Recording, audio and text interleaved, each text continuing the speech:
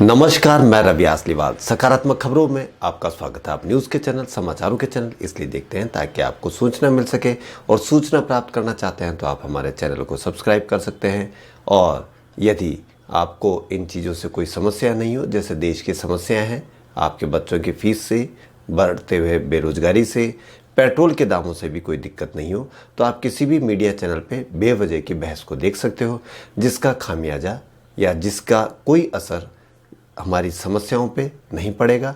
तो इसलिए समस्याओं पे असर पड़े या समस्याएं ख़त्म हो, तो इसके लिए ऐसे चैनल्स को सब्सक्राइब करें और ऐसे चैनल्स को बढ़ावा दें जिससे देश की समस्याएं हल हो। तो समाचारों के लिए, खबरों के लिए आप हमारे चैनल को सब्सक्राइब कर सकते हैं। और बढ़ते हैं खबरों की ओर। राष्ट्रीय राजधानी दिल्ली में कोरोना वैक्सीन को लेकर तैयारियां तेज कर दी गई है। आधिकारिक सूत्रों के अनुसार वैक्सीन आते ही राजधानी में 5 दिन में 1.5 लाख स्वास्थ्य कर्मियों को वैक्सीन लगाने की योजना है। वैक्सीन के रखरखाव को लेकर भी तैयारियां तेज कर दी गई है। दिल्ली के राजीव गांधी अस्पताल में मरम्मत का कार्य शुरू हो गया है और वैक्सीन रखे जाने के लिए नया कोल्ड स्टोरेज भी बनाया जा रहा है। पहले चरण के टीकाकरण में स्वास्थ्य कर्मियों को वैक्सीन लगाने की तैयारी है। वहीं अमेरिकी ड्रग्स विभाग ने फाइजर की कोरोना वैक्सीन को आपात इस्तेमाल की इजाजत दे दी है। अमेरिकी नागरिकों को वैक्सीन आज से लगाई जा सकती है। अब अमेरिका भी ब्रिटेन, बहरीन जैसे देशों की श्रेणी में शामिल हो गया है जिसने कोरोना वैक्सीन के इस्तेमाल की मंजूरी दी है। कोरोना वायरस के दैनिक मामलों के बढ़ने और घटने का सिलसिला लगातार जारी है। पिछले 24 घंटों में भारत में 30,005 नए मामले रिपोर्ट किए गए, जिसमें शुक्रवार को सामने आए 29,398 मरीजों की तुलना में मामूली बढ़ोतरी हुई है। कोरोना से संक्रमित होने वाले मरीजों की संख्या बढ़कर 93 लाख को पार कर गई। प्रधानमंत्री नरेंद्र मोदी शनिवार यानी आज वैश्विक जलवायु शिखर सम्मेलन को संबोधित करेंगे। केंद्रीय मंत्री प्रकाश जावड़ेकर ने कहा कि प्रधानमंत्री नरेंद्र मोदी 12 दिसंबर को ऐतिहासिक पेरिस जलवायु समझौते की 5वीं वर्षगांठ पर वैश्विक जलवायु शिखर सम्मेलन को संबोधित करेंगे। इस वर्चुअल सम्मेलन की मेजबानी संयुक्त राष्ट्र और यूनाइटेड किंगडम करेंगे। पेरिस समझौता एक कानूनी रूप से बाध्यकारी अंतर्राष्ट्रीय संधि है। इसे 196 देशों की ओर से अपनाया गया है और 4 नवंबर 2016 से इसे लागू किया गया था। केंद्र सरकार और किसान यूनियनों में जारी गतिरोध के बीच किसानों ने शनिवार यानी आज टोल प्लाजा फ्री करने और राजमार्ग जाम करने का ऐलान किया है। 9 दिसंबर के सरकार के प्रस्तावों को ठुकराने के बाद किसानों ने अपना आंदोलन तेज करने की घोषणा की है। बीकेयू के प्रमुख बलबीर एस राजेवाल ने कहा कि रिलायंस और अडानी के टोल प्लाजा को फ्री करेंगे। 14 दिसंबर को डीसी ऑफिस और भाजपा नेताओं के घरों का घेराव करेंगे। दिग्गज अभिनेता धर्मेंद्र ने कहा कि उनसे किसानों का दुख नहीं देखा जा रहा है।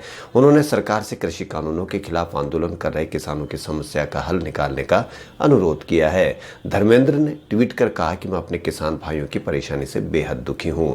सरकार उनके लिए शीघ्रता से कुछ करे। उन्होंने दिल्ली में बढ़ते कोरोना मामलों को देखते हुए पिछले हफ्ते भी ट्वीट कर सरकार से इस आंदोलन को जल्द समाधान निकालने का आग्रह किया था। देश का विदेशी मुद्रा भंडार 4 दिसंबर को समाप्त सप्ताह में 4.525 अरब डॉलर बढ़कर 589 अरब डॉलर के रिकॉर्ड ऊंचाई को छू गया। भारतीय रिजर्व बैंक द्वारा जारी आंकड़ों में बताया गया है। इससे पिछले 27 नवंबर को सप्ताह समाप्त में देश का विदेशी मुद्रा भंडार 46.9 करोड़ डॉलर घटकर 574 अरब डॉलर रह गया था। सुप्रीम कोर्ट ने शुक्रवार को कहा कि वह संसद को हर रिश्वत लेने वाले के लिए आजीवन कारावास का प्रावधान करने संबंधी कानून पारित करने का निर्देश नहीं दे सकता है। शीर्ष अदालत ने बेनामी संपत्तियों और आय से अधिक संपत्ति को जब्त करने और अपराधियों को आजीवन कारावास की सजा देने के निर्देश की मांग वाली जनहित याचिका पर विचार करने से इनकार कर दिया। शुक्रवार कल सुबह शहर का मौसम बदल गया, यानी राजधानी जयपुर का। देर रात छाए बादल सुबह 5 बजे मावठ के रूप में बरस पड़े। यह सीजन की पहली मावठ है जिसने जिले के अधिकांश हिस्सों को भिगो दिया। दिन भर सूर्य नहीं निकला, जिससे दिन का पारा अचानक 6.6 डिग्री गिर गया और दोपहर ठिठुर गई। इससे उलट बादलों से रात का पारा 0.8 डिग्री बढ़कर 12 डिग्री पर पहुंच गया। राजस्थान की रिकवरी रेट पहली बार 93% को पार हो गई है। अब तक मिले 2,88,692 मरीजों में से 2,68,000 मरीज ठीक हो चुके हैं।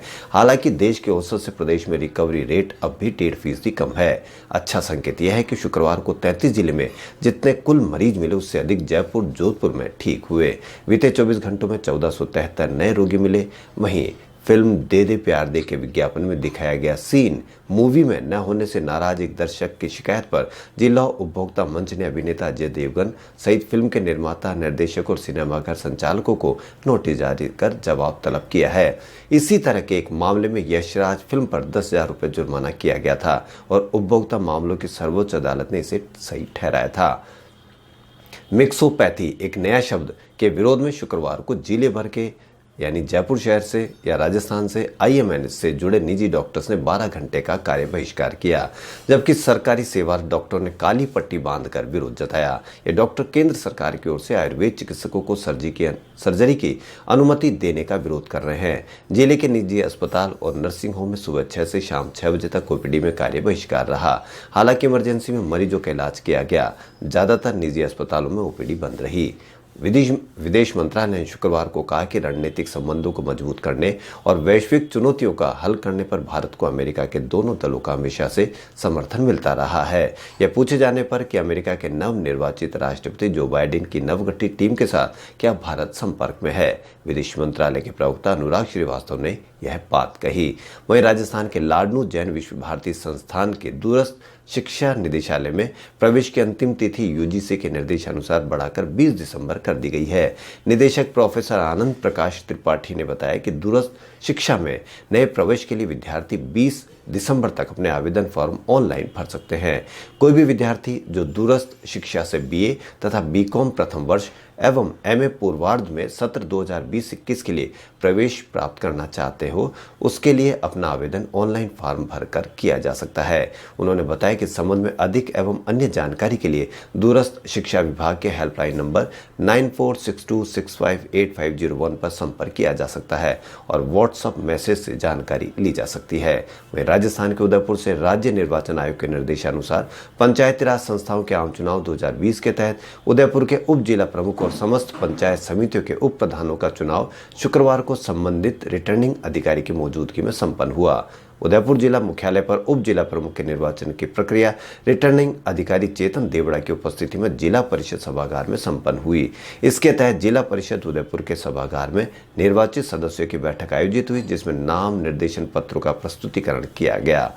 वहीं उदयपुर से ही जिला पर्यावरण समिति और परिसंकट में अपशिष्टों के व्ययन स्थल चयन समिति की बैठक जिला कलेक्टर चेतन देवड़ा की अध्यक्षता में बुधवार 16 दिसंबर की दोपहर 12:30 बजे कलेक्ट्रेट सभागार में आयोजित होगी। समिति के सदस्य सचिव एवं उप वन संरक्षक बालाजी करी ने बताया कि बैठक में पौधारोपण पर जनजागृति, पर्यावरण संरक्षण, मार्बल स्लरी निस्तारण, औद्योगिक इकाई और यातायात प्रदूषण की रोकथाम, पॉलीथीन प्रतिबंध, चिकित्सालयों में साफ सफाई, अवैध बजरी खनन आदि पर चर्चा की जाएगी। वहीं उदयपुर से भारत निर्वाचन आयोग के निर्देशानुसार मतदाता जागरूकता विशेष संक्षिप्त पुनरीक्षण कार्यक्रम के तहत voter portal, voter helpline app पर ऑनलाइन मतदाता पंजीकरण प्रक्रिया के संबंध में 15 दिसंबर को मुख्य निर्वाचन अधिकारी की अध्यक्षता में वेबिनार का आयोजन होगा। उदयपुर में ही राजस्थान राज्य विधिक सेवा प्राधिकरण जयपुर के तत्वाधान में जिला विधिक सेवा प्राधिकरण के अध्यक्ष उदयपुर के निर्देशन में शनिवार 12 दिसंबर यानी आज राष्ट्रीय लोक अदालत का आयोजन किया जा रहा है। मुख्य न्यायिक मजिस्ट्रेट और प्राधिकरण सचिव श्री ब्रजेंद्र रावत ने बताया कि लोक अदालत के सफल आयोजन हेतु वीडियो कॉन्फ्रेंसिंग एवं अन्य माध्यमों से उदयपुर जिले के समस्त अधिकारीगण को निर्देश प्रदान किए गए हैं। खबरों में फिलहाल इतना ही। यदि आपको हमारा चैनल पसंद आए तो लाइक, सब्सक्राइब और शेयर अवश्य करें। धन्यवाद।